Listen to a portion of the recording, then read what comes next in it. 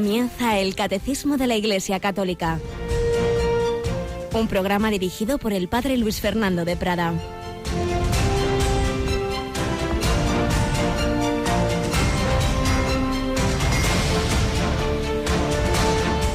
Alabados sean Jesús, María y José. Muy buenos días. Aquí estamos una mañanita más en este 7 de junio de 2017, en este mes del corazón de Jesús, en este mes en que, tras el tiempo pascual, nos damos cuenta de que ese Jesucristo que resucitó, que está a la derecha del Padre, que nos envía el Espíritu Santo, está con nosotros, está vivo, está de corazón palpitante en la Eucaristía. Corpus Christi, que celebraremos en este mes, todo procedente del amor de su corazón. Sagrado corazón de Jesús, en ti confiamos, en vos confiamos, Señor, porque creemos en tu amor para contigo. Un amor de Dios personal a cada uno de nosotros, de todos los hombres, de los miles de millones de hombres que han existido y existirán. En el Evangelio de hoy, cuando le plantean a Jesús los saduceos que no creían en la resurrección, aquella historia de la mujer que se había casado con 7 maridos, fijémonos en el final de la respuesta de Jesús, cuando les recuerda lo que habló el Señor Yahvé a Moisés en el episodio de la zarza. Yo soy el Dios de Abraham, el Dios de Isaac, el Dios de Jacob. No es Dios de muertos, sino de vivos. Fijaos, Dios le habla a Moisés de nombres de personas concretas que habían vivido muchos siglos antes. Yo soy el Dios de Abraham, el Dios de Isaac, el Dios de Jacob. Dios conoce a cada oveja por su nombre, a cada uno de los hombres que han existido. Habían vivido siglos antes de Moisés, pero el Señor no se olvida de nadie. ¿Quién de nosotros recuerda quién fue su bitatarabuelo? Pues ya ni idea, nos olvidamos de las personas. Dios no se olvida de nadie. Y además se define a sí mismo el Dios de Abraham, de Isaac, de Jacob, ese Dios que ama a cada una de esas personas como se presenta un matrimonio. ¿Yo quién soy? Mire, yo soy el esposo de María, yo soy la esposa de Juan. Es ese pertenecer Dios, como que nos pertenece, se nos ha dado en amor. Este es el misterio del amor personal y la promesa de eternidad. Hemos sido creados para toda la eternidad. Dios no es Dios de muertos, sino de vivos, y por ello una llamada a la esperanza. Nuestros difuntos no están muertos, están vivos, y lo importante es que nosotros también vayamos caminando al encuentro con Dios, que no nos separemos de Él. Y bien, es este Jesús que está a la derecha del Padre y que volverá, como lo dicen los ángeles, y de ello estamos hablando en el Catecismo. Tenemos con nosotros a Mónica. Buenos días, Mónica. Muy buenos días, padre. ¿Qué tal? ¿Nos vamos despertando a estas horas? Ay, sí, gracias a Dios, ya sí. Bueno, ya has tenido ahí el informativo y todas estas cosas, que en Radio María se madruga bastante, ¿verdad? Bueno, sí, pero para gloria de Dios. Eso es, muy bien. Bueno, pues vamos nosotros también, para gloria de Dios, con este programa del Catecismo. Un servidor hoy madruga y trasnocha, porque luego a las 11 de la noche tenemos el hombre de hoy y Dios, y que ahí veremos las consecuencias del vivir sin Dios. Si Dios no existe, todo está permitido. La verdad es que veremos cosas que, por un lado, pues le dejan a uno preocupado de cómo esta humanidad sin Dios va a su ruina, pero también con esa esperanza de que todo lo que Dios permite es para nuestro bien. Pero bueno, eso será a la noche. Ahora vamos con el Catecismo, y antes, como siempre, esa primera sección testimonial que llevamos tiempo dedicando a ese gran misionero que fue el padre Segundo Llorente, jesuita, 40 años misionero en Alaska. Pues vamos a escuchar esos relatos, esas pinceladas que sacamos de sus memorias.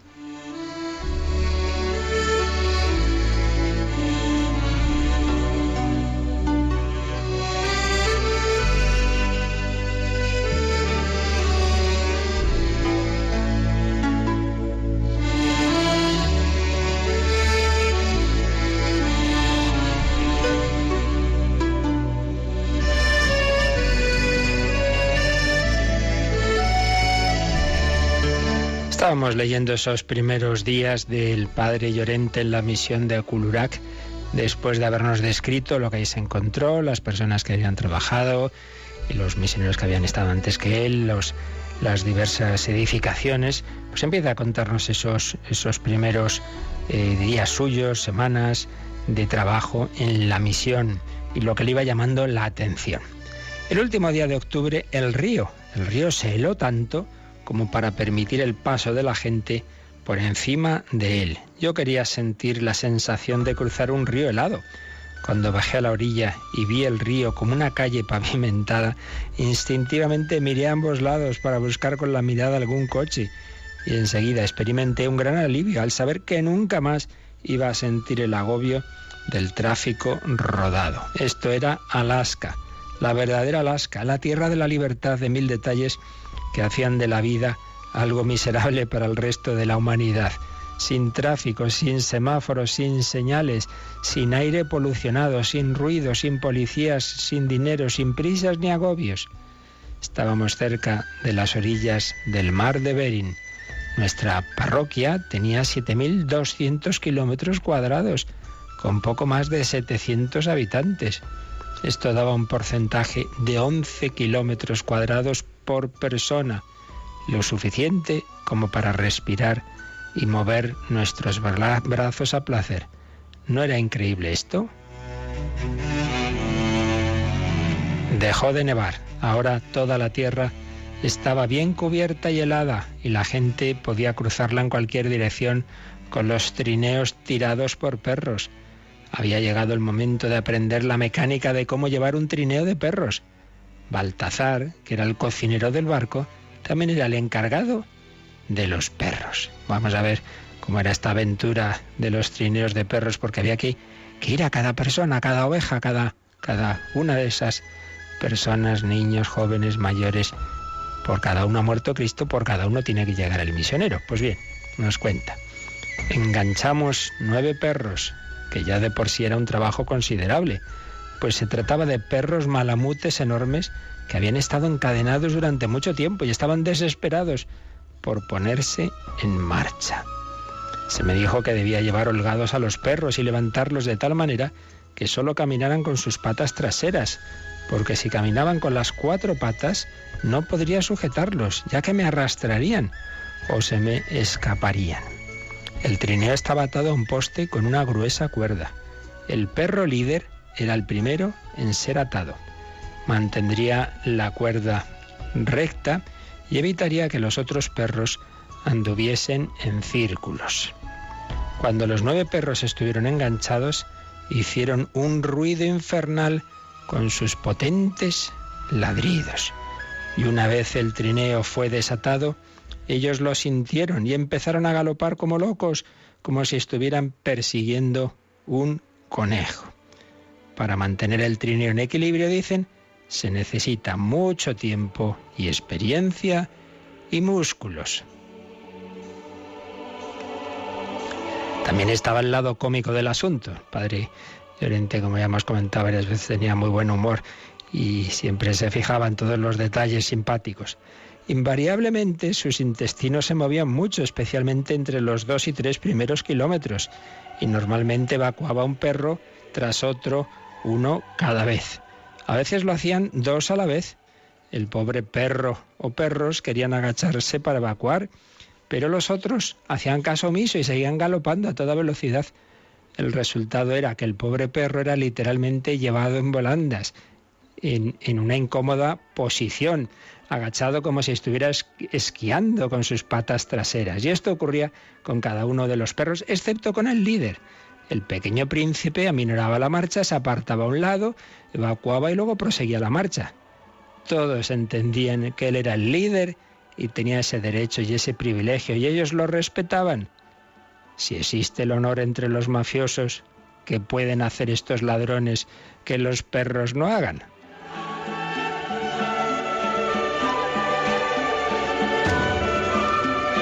Cuando Baltazar gritaba "Yi, Yi", el líder giraba a la derecha mecánicamente. Cuando gritaba "Ho, Ho", lo hacía a la izquierda, como si tocase un botón.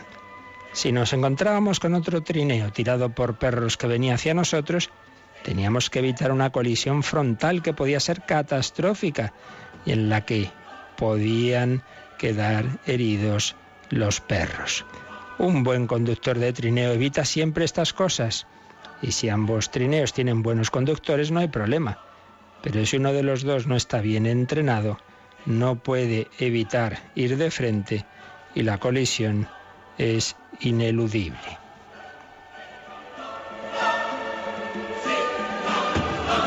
Los conductores entonces sujetarán las cadenas y se dirigirán de lleno a la contienda, golpeando a los perros que estarán enfrascados en una pelea mortal. Después de mucho maldecir si los hombres son blancos, o de mucho gritar si son esquimales, la pelea de perros se desenreda y la marcha continúa.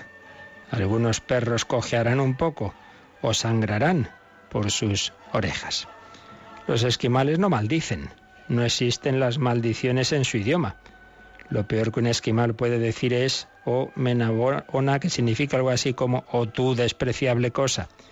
Desde luego, más tarde, cuando los esquimales confraternizaron con sus hermanos blancos y aprendieron inglés, pronto empezaron a perjurar como los mejores, quiero decir, los peores marinos. Es muy importante que los perros conozcan y quieran al conductor. Por ello yo me ocupaba personalmente de alimentarlos, rascar sus orejas, acariciarlos, llevarles agua, llenarles sus casetas con hierba seca para que tuvieran una cálida cama, y daban muestras de que esto lo apreciaban. La primera semana de noviembre trajo temperaturas muy bajas. El camino ahora era seguro. El padre O'Connor y Baltazar empezaron a hacer preparativos para un viaje largo. Los arneses estaban en orden, el trineo iba cargado hasta los topes, la comida de los perros estaba empaquetada, las botas de piel de recambio estaban ya en un saco especial y la caja con la comida enlatada para el viaje estaba cuidadosamente colocada entre los sacos de dormir. El kit para celebrar la misa estaba perfectamente revisado para asegurarse de que no faltaba nada. El vino, las formas eran obligatorias. Después de un largo viaje se limpiaba bien el kit de la misa y se lavaban los paños. Una mañana partieron y me dieron instrucciones para que mantuviera la misión en funcionamiento. Bueno, y ahí veremos que se quedaba el padre Llorente, pues por primera vez, un cierto tiempo solo en esa misión, que estaba conociendo, que estaba descubriendo con todo lo divino y lo humano, como acabamos de escuchar. Las grandes gestas de tantos misioneros, pues que muchas veces no conocemos, pero que están ahí ahora mismo también, pues acercándose a la vida de tantos pueblos, de tantos hermanos, de los que Dios nunca se olvida. Dios de Abraham, de Isaac, de Jacob, Dios de cada una de estas personas, de cualquier pueblo, de cualquier raza. Cristo ha venido a la tierra por todos y por cada uno. Pues le damos gracias por su amor y le pedimos extender su mensaje, ser también nosotros misioneros.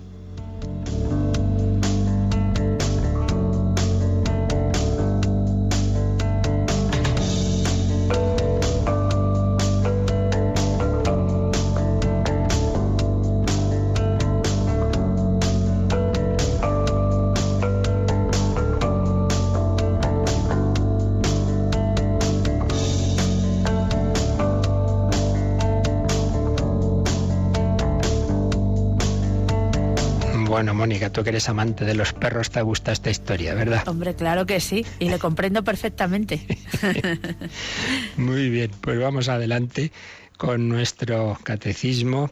Estamos pues en este artículo del credo que nos dice que Jesús volverá en gloria, volverá. Y estábamos viendo que, por un lado, Cristo reina mediante la Iglesia este mundo, pero en este mundo en el que todavía pues deja actuar el mal. Todavía no ha llegado esa plenitud del reino cuando Él vuelva. Está esperando que todo le sea sometido. Nos hemos detenido bastante en el número 671.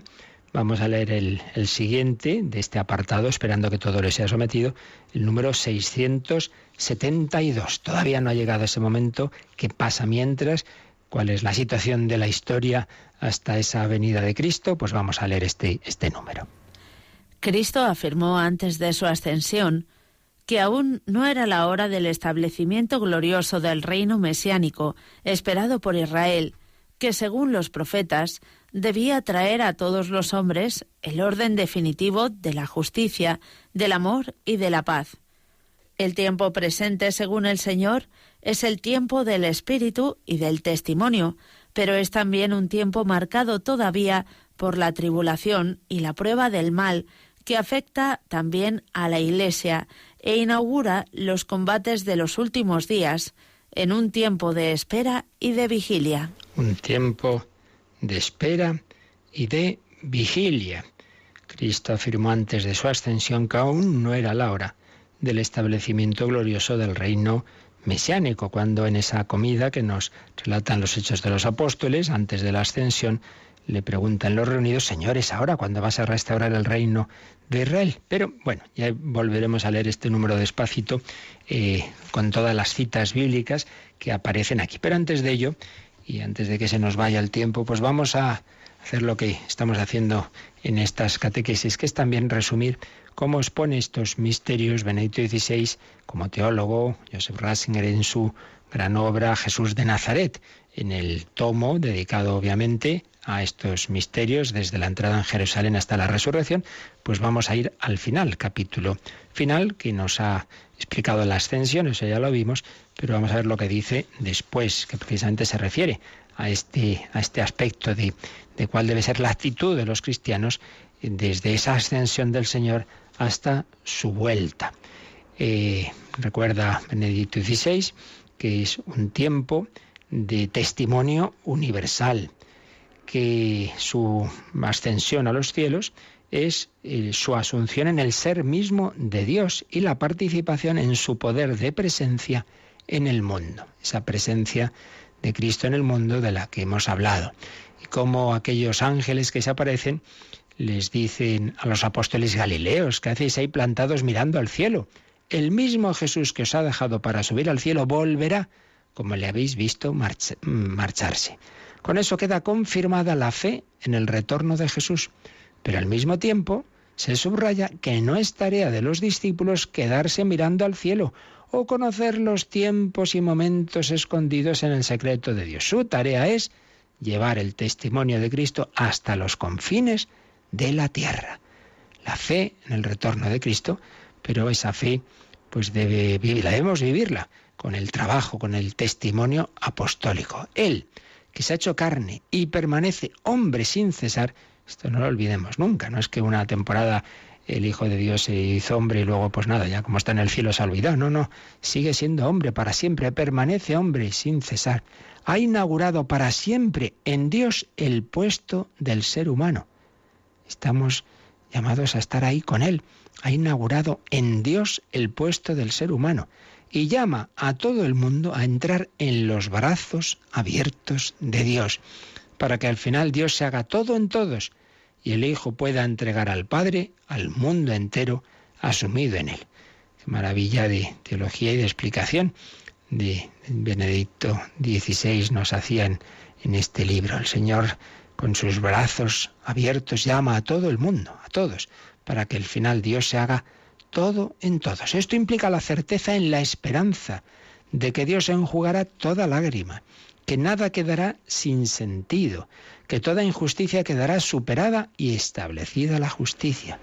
La victoria del amor será la última palabra de la historia del mundo. Cuando vemos en nuestro mundo tanto mal, tanta injusticia, pues tengamos esta esperanza, esa certeza de que Dios enjugará toda lágrima, que nada quedará sin sentido y que quedará establecida la justicia y se dará la victoria del amor como última palabra. Pero como actitud para este tiempo intermedio, hasta que se llegue a ese momento, a los cristianos, ¿qué se les pide? Vigilancia.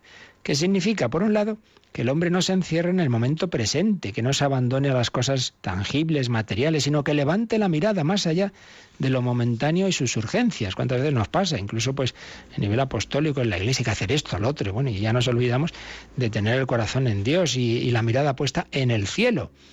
Hay que tener la mirada puesta en Dios, dice Joseph Ratzinger, para recibir de Él el criterio y la capacidad de obrar de manera justa. Pero por otro lado, vigilancia significa apertura al bien, a la verdad, a Dios, en medio de un mundo a menudo inexplicable y acosado por el poder del mal. El hombre debe buscar hacer lo que es justo, no viviendo según sus propios deseos, sino según la orientación de la fe. Todo esto está explicado en las parábolas escatológicas de Jesús, el siervo vigilante, las vírgenes necias y las vírgenes prudentes. Pero, ¿cuál es la situación de la existencia cristiana respecto al retorno del Señor? ¿Lo esperamos de buena gana o no? Ya nos hacíamos esta pregunta el otro día. Recordábamos con el padre Cándido Pozo que se pasó de una primera etapa en la espiritualidad cristiana de alegría y de deseo de la vuelta de Cristo a un miedo. Ay, no venga el fin del mundo. ¿Lo esperamos de buena gana o no? Ya Cipriano de Cartago, a mediados del siglo III, exhortaba a sus lectores a que el temor ante las grandes catástrofes o ante la muerte no les alejara de la oración por el retorno de Cristo. ¿Debemos acaso apreciar más el mundo que está declinando que al Señor que esperamos? Y entonces, pues nos recuerda cómo el Apocalipsis termina con esa promesa del retorno del Señor. El que esto atestigua responde: sí, vengo enseguida. Amén. Ven, Señor Jesús. Es la oración de la persona enamorada, que en la ciudad asediada y oprimida espera necesariamente con afán la llegada del amado, que tiene el poder de romper el asedio y traer la salvación. Es el grito lleno de esperanza que anhela la cercanía de Jesús en una situación de peligro en la que solo Él puede ayudar. Como ya veíamos, nos recuerda Ratzinger que San Pablo pone al final de su primera carta a los Corintios esta misma oración en arameo, Maranatha, que según se puntúe, ya sabemos que en el griego pues no tenían esos signos de puntuación tan definidos como nosotros, y entonces se puede entender de dos maneras: Maranatha, ven Señor, o bien Marán-atá, el Señor viene. Es doble manera de decir en la que vemos la peculiaridad de la espera cristiana de la llegada de Jesús. Es al mismo tiempo el grito: ven, ven Señor Jesús, y a la vez la certeza llena de gratitud: Él viene, ven Señor Jesús, pero Él viene. Y es que, bueno, también sabemos por ese famoso documento de más o menos del año 100, la Didache, que este grito, este ven Señor Jesús, formaba parte de las plegarias litúrgicas de la celebración eucarística de los primeros cristianos. Esto es antiquísimo. Y podemos ver ahí también que estas dos formas de leer el Maranatha son complementarias. Los cristianos invocan la llegada definitiva de Jesús y al mismo tiempo ven que Él ya viene en la Eucaristía. Pues sí, nosotros tenemos esa experiencia de su presencia. Yo estoy con vosotros todos los días hasta el fin del mundo. Él está con nosotros ahora, y de una manera particularmente densa en la presencia eucarística. Pero viceversa, esa experiencia de que Él está, de su presencia, lleva en sí misma la tensión hacia el futuro, hacia la presencia definitivamente cumplida. Por tanto, por un lado, el Señor viene, pero por otro lado pedimos que vuelva, que venga de una manera plena, de una manera pública. Y bueno, pues nos recuerda aquí el autor que cuando estamos en Adviento, pues en la liturgia de las horas se nos proponen diversos textos que nos hablan de esas diversas venidas de Jesús. Se nos trae un texto de San Cirilo de Jerusalén que nos dice que casi todas las cosas son dobles en nuestro Señor Jesucristo. Doble su nacimiento, uno de Dios desde toda la eternidad, otro de la Virgen. Doble su descenso, el primero silencioso, el otro manifiesto todavía futuro. Doble venida de Jesús, que forma parte del núcleo del Adviento. Pero también se nos ofrece otra lectura de San Bernardo de Claraval, que no habla de dos venidas, sino de tres. Una triple venida del Señor, porque añade una venida intermedia entre la primera, la de Belén, y la última. ¿Y cuál es esa venida intermedia? Pues la que el Señor hace cada día. Dice San Bernardo: en la primera venida el Señor vino en carne y debilidad. En esta segunda, en el día a día, en espíritu y poder. Y en la última, en gloria y majestad. Sí, el Señor viene también ahora. El que me ama guardará mi palabra y mi Padre lo amará, y vendremos a Él y haremos morada en Él. Hay pues una venida del Padre y del Hijo. Es la escatología del presente. Este tiempo de ahora, este tiempo intermedio, no está vacío. El Señor viene. Una venida intermedia en la que el Señor tiene distintas formas de venir. Viene en su palabra, viene en los sacramentos, sobre todo en la Eucaristía, entra en mi vida mediante palabras y acontecimientos, Pero añadía Benedicto XVI que también hay modalidades de esa venida que hacen época. ¿A qué se refería? Pues se refería al impacto de los grandes santos. Por ejemplo, recordaba cómo en los siglos XII y XIII, pues Dios actuó y vino, digámoslo así, a la Iglesia en figuras del gran San Francisco de Asís o Domingo de Guzmán.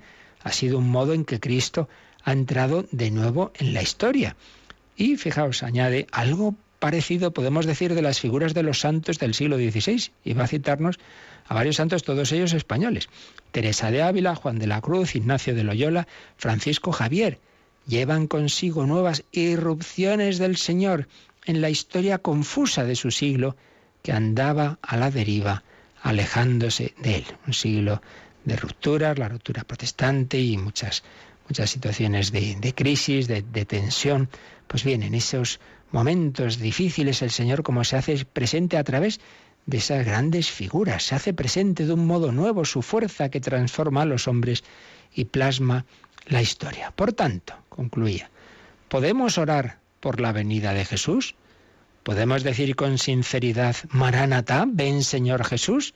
Y responde, sí, podemos y debemos. Pedimos anticipaciones de su presencia renovadora del mundo.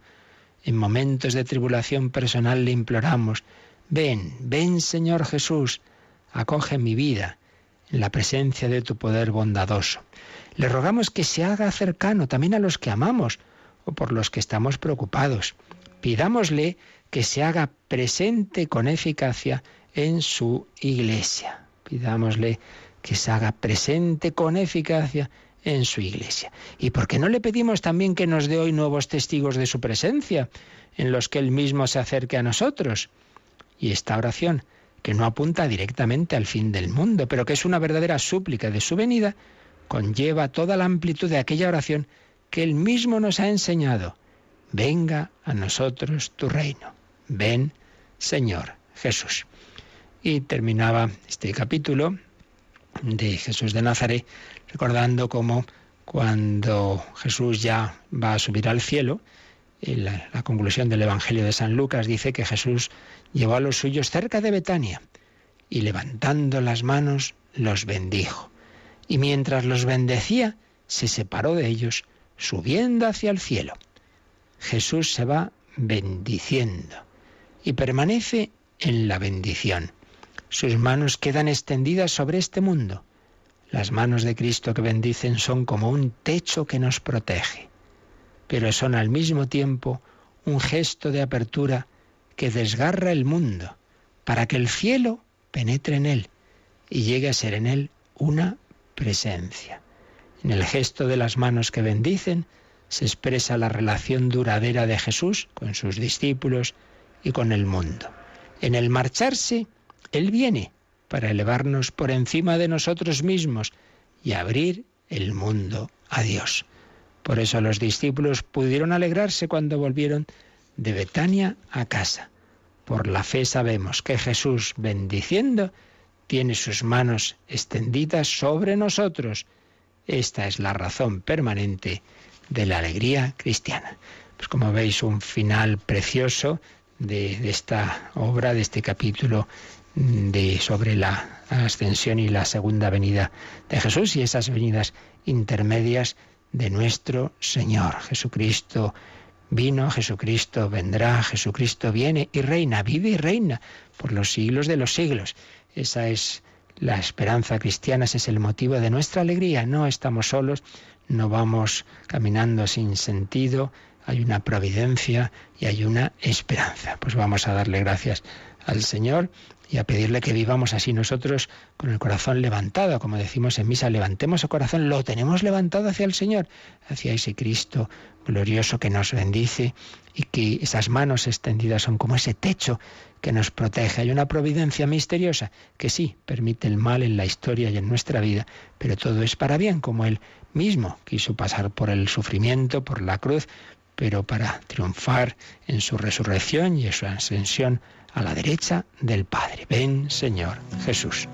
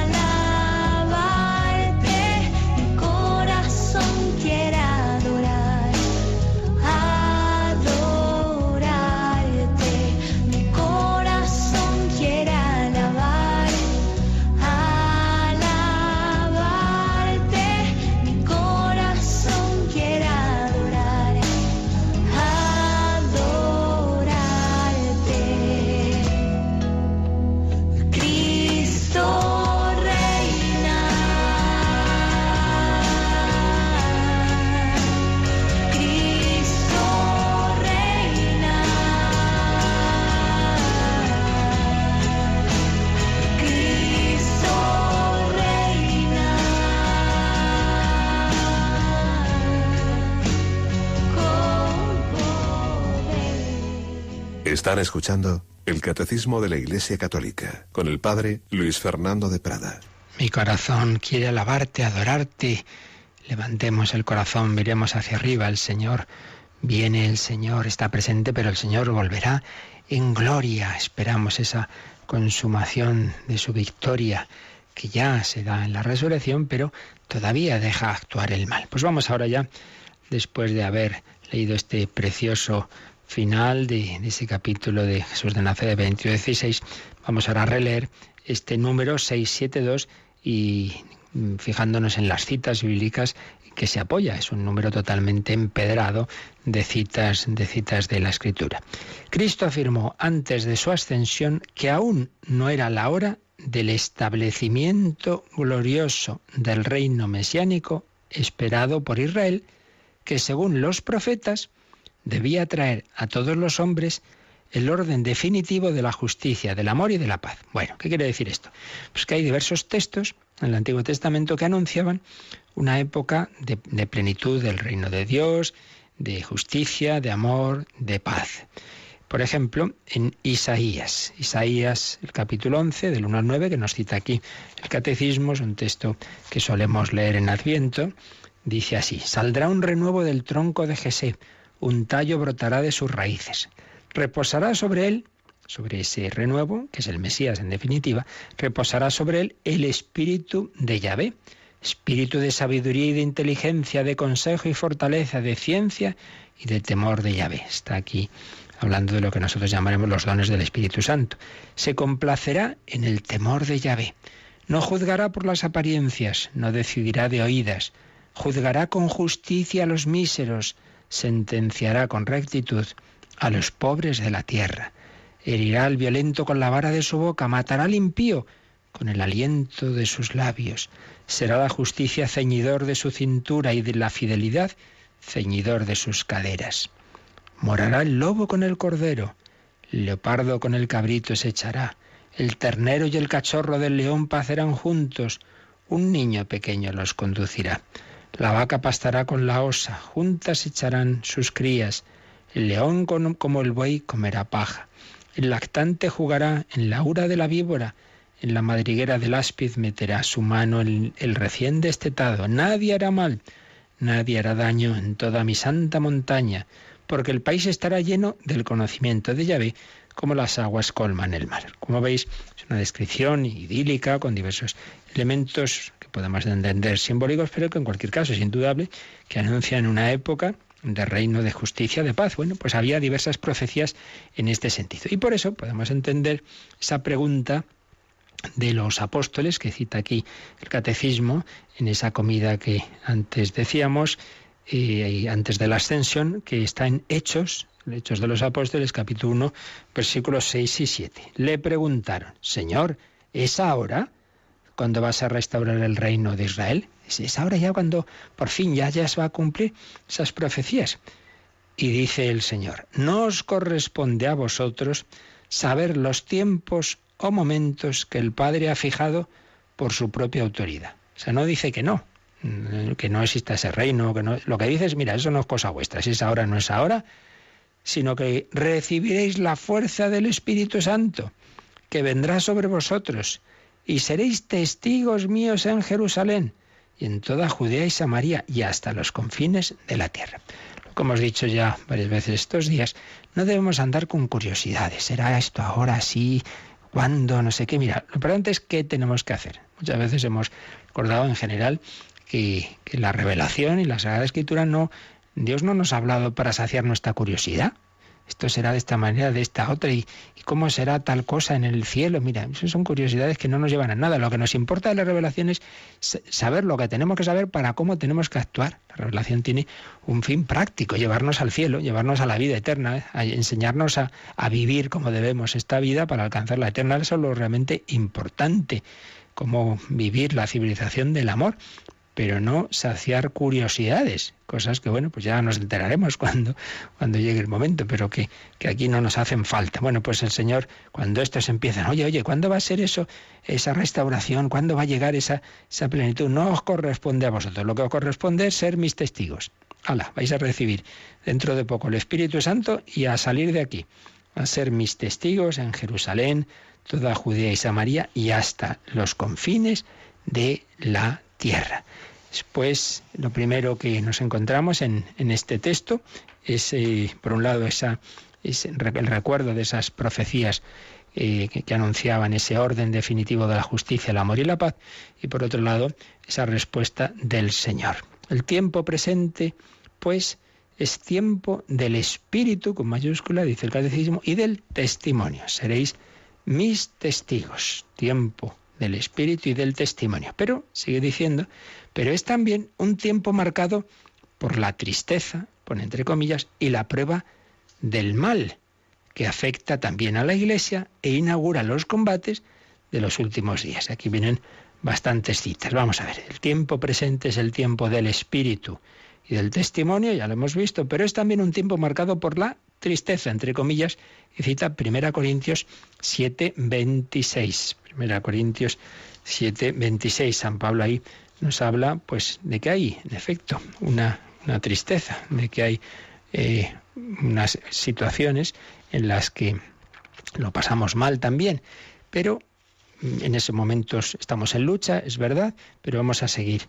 ¿Qué dice a continuación? Tiempo marcado por la tristeza y la prueba del mal. Y aquí cita Efesios 5:16. Vamos a ver desde el 15. Dice: mirad pues con cuidado cómo os portáis, que no sea como necios, sino como sabios, aprovechando bien el momento presente, porque corren malos tiempos. Corren malos tiempos, dice San Pablo. Estamos todavía en una época, pues, en la que hay una actuación del mal, y entonces hay malos tiempos en este sentido, que actúa el mal. Y eso, dice, afecta también a la Iglesia. Y por eso cita 1 de Pedro 4:17, donde dice San Pedro, en esa su primera carta: porque es ya el tiempo de que comience el juicio por la casa de Dios. Y si empieza por nosotros, ¿cuál será el final de los que se rebelan contra el Evangelio de Dios? Es decir, dice que ya en la casa de Dios, en la Iglesia, pues también en la Iglesia, dentro de la Iglesia está el mal, nos afecta a nosotros, también nosotros obviamente seremos juzgados. Dice, bueno, si esto pasa aquí, pues que no pasará afuera. Así pues, es también un tiempo marcado por la tristeza y la prueba del mal, que afecta también a la Iglesia e inaugura los combates de los últimos días. ¿Qué es esto? Los combates de los últimos días. Bueno, lo iremos desarrollando en próximos días nosotros también, pero ya lo decimos, pues que hay diversos textos en el Nuevo Testamento que, si por un lado nos hablan de esa victoria definitiva de Cristo, también nos hablan de pruebas especialmente duras, de persecuciones, de la acción de los poderes malignos, del anticristo, los combates de los últimos días. Y aquí nos pone el Catecismo 3 citas. 2 de ellas son de la primera carta de San Juan y otra de la primera carta de San Pablo a Timoteo. A ver, de San Juan. Primera carta de San Juan, tenemos 1 Juan, capítulo 2, 18.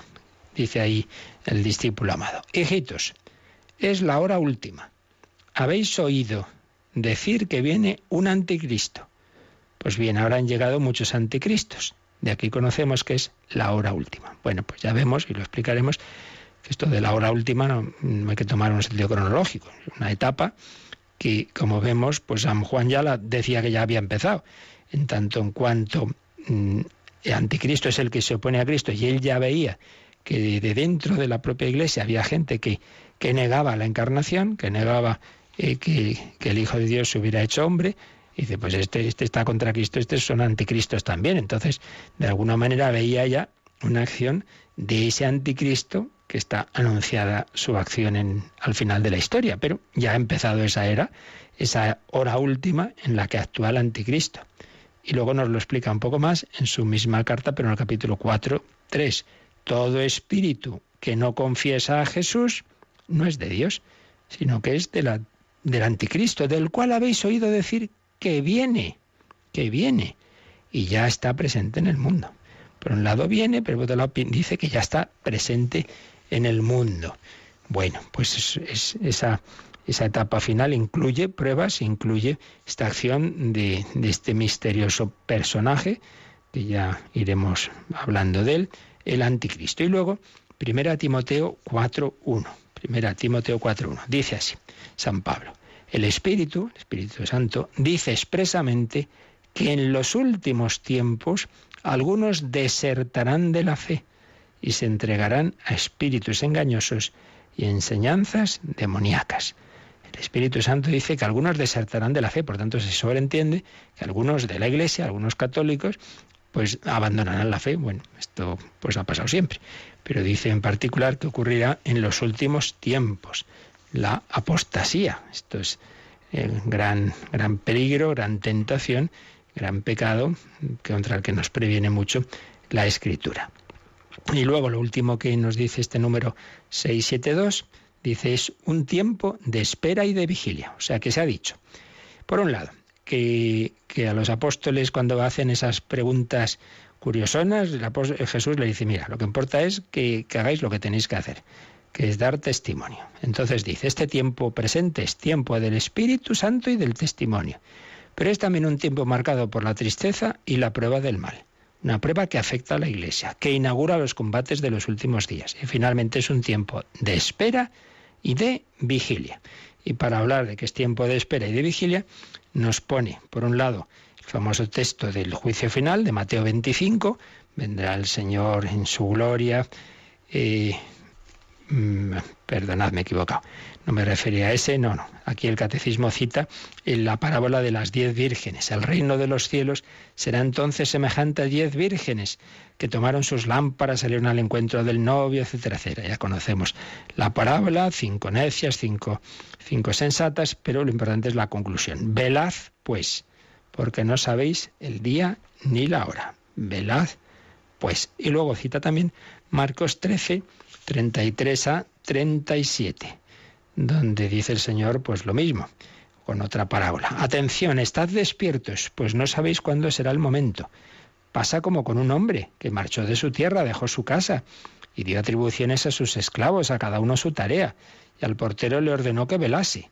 Por tanto, velad, pues no sabéis cuándo va a llegar el dueño de la casa, si al atardecer, o a medianoche, o al canto de gallo, o de madrugada, para que cuando llegue de repente no se encuentre durmiendo. Y lo que os digo a vosotros, lo digo a todos, velad. Bueno, pues esto es lo importante. No cómo será, esto cómo se interpreta, que bien, pues ahí los teólogos y escrituristas pues reflexionen, que para eso están. Pero lo que nos importa a nosotros es la conclusión práctica. Velad, velad y orad. En cualquier momento viene el Señor. Y como números marginales de este 672 tenemos el 732, donde, a propósito de lo que decíamos de que este es un tiempo del testimonio y del Espíritu Santo, pues se habla de ello, tiempo de la Iglesia. Vamos a leer, Mónica, este número marginal, el 732. En este día se revela plenamente la Santísima Trinidad. Desde ese día, el reino anunciado por Cristo está abierto a todos los que creen en Él. En la humildad de la carne y en la fe, participan ya en la comunión de la Santísima Trinidad. Con su venida, que no cesa, el Espíritu Santo hace entrar al mundo en los últimos tiempos, el tiempo de la Iglesia, el reino ya heredado, pero todavía no consumado. Y termina este número con una cita de la liturgia bizantina. Hemos visto la verdadera luz, hemos recibido el Espíritu Celestial, hemos encontrado la verdadera fe, adoramos la Trinidad indivisible porque ella nos ha salvado. Así pues, es un número sobre el Espíritu Santo y la Iglesia en los últimos tiempos, y concretamente hablando de Pentecostés. En ese día de Pentecostés, dice, se revela ya definitivamente, plenamente la Santísima Trinidad. Desde entonces, el reino anunciado por Cristo está abierto a todos los que creen en Él, porque ahí la Iglesia ya va a salir al mundo entero. En la humildad de la carne y en la fe, todos podemos participar en la comunión de la Santísima Trinidad, con esa venida que no cesa. Pentecostés es algo permanente, no solo la fiesta ese día, no. El Espíritu Santo viene constantemente y hace entrar al mundo en los últimos tiempos. Estamos en los últimos tiempos, desde Pentecostés, la última etapa de la historia, hasta ya la consumación con la parusía de Jesús. Es el tiempo de la Iglesia. El reino ya heredado, pero todavía no consumado. Pero ya tenemos lo principal: si ya hemos recibido el Espíritu Celestial, si hemos encontrado la fe, si adoramos la Trinidad indivisible, si ella nos ha salvado, hemos visto la verdadera luz, dice esa liturgia bizantina. Y el otro número marginal que nos cita el Catecismo es el 2612, 2612. Estamos ahí hablando de que hay que estar atentos, de que hay que estar en espera, de que hay que estar siempre vigilantes, y por eso de la parte cuarta del Catecismo, la parte de la oración, pues se nos cita este número 2612. Vamos con él, Mónica. En Jesús, el reino de Dios está próximo. Llama a la conversión y a la fe, pero también a la vigilancia. En la oración, el discípulo espera atento a aquel que es y que viene, en el recuerdo de su primera venida, en la humildad de la carne, y en la esperanza de su segundo advenimiento en la gloria. En comunión con su Maestro, la oración de los discípulos es un combate, y velando en la oración es como no se cae en la tentación. Pues aquí se insiste en esa idea que recordábamos con esas parábolas de las vírgenes necias, etcétera, que hay que estar atentos, y eso se concreta en la oración. En la oración el discípulo espera atento a aquel que es y que viene. Por un lado recordando su primera venida en la humildad de la carne, por otro lado en la esperanza de su segundo advenimiento en la gloria, pero también sabiendo que viene constantemente. Si alguno me ama, mi Padre le amará, vendremos a él, haremos morada en él. Eso es para ahora.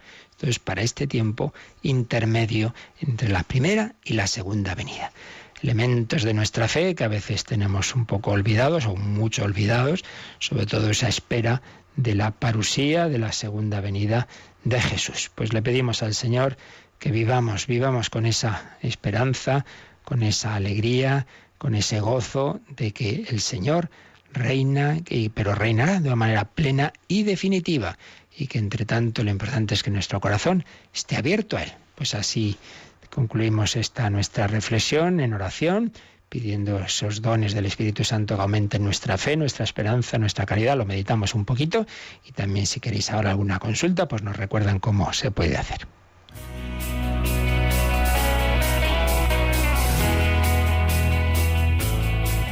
Participa en el programa con tus preguntas y dudas.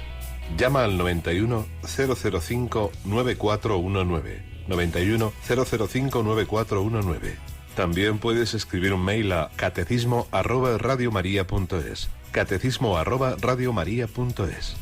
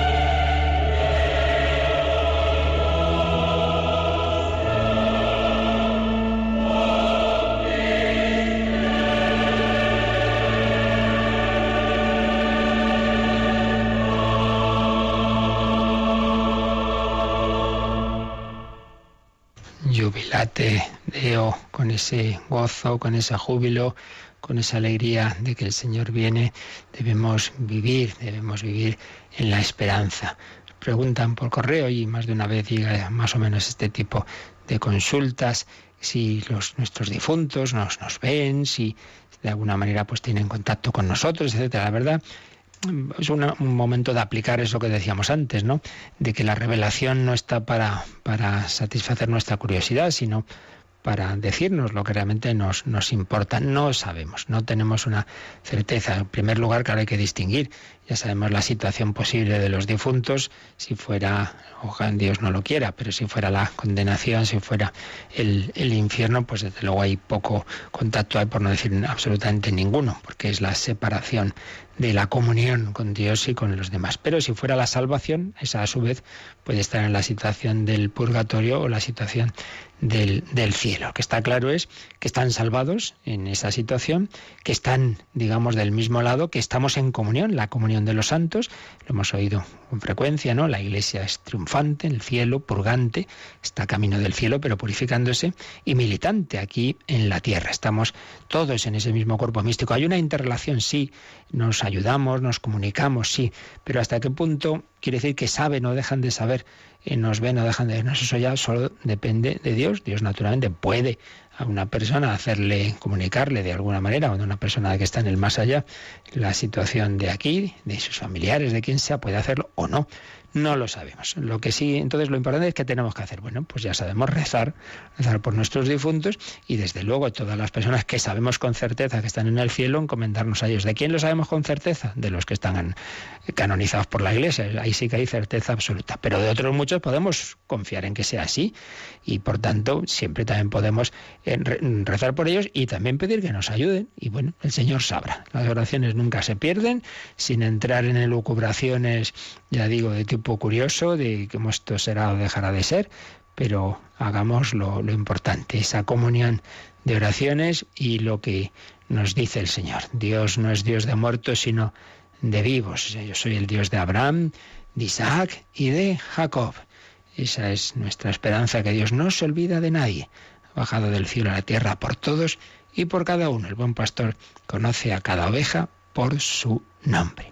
Muy bien, pues lo dejamos aquí. Y os recuerdo que estamos pidiendo vuestra ayuda para la encuesta de valoración de los programas de Radio María. Siempre hay que dar una revisión de todos los programas. Inevitablemente hay altas y bajas cada año.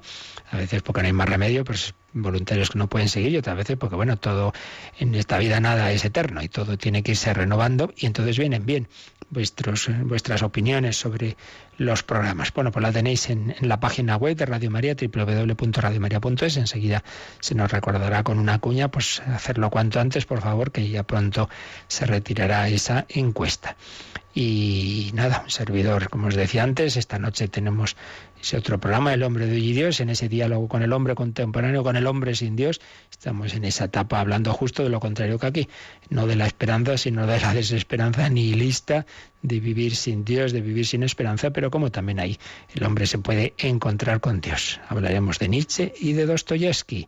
Creo que a todos nos puede ayudar. Eso esta noche. Pero hasta entonces, a vivir bien este día, a aprovecharlo amando a Dios y al prójimo. Y para ello contamos con su bendición. La bendición de Dios Todopoderoso, Padre, Hijo y Espíritu Santo, descienda sobre vosotros. Alabado sea Jesucristo.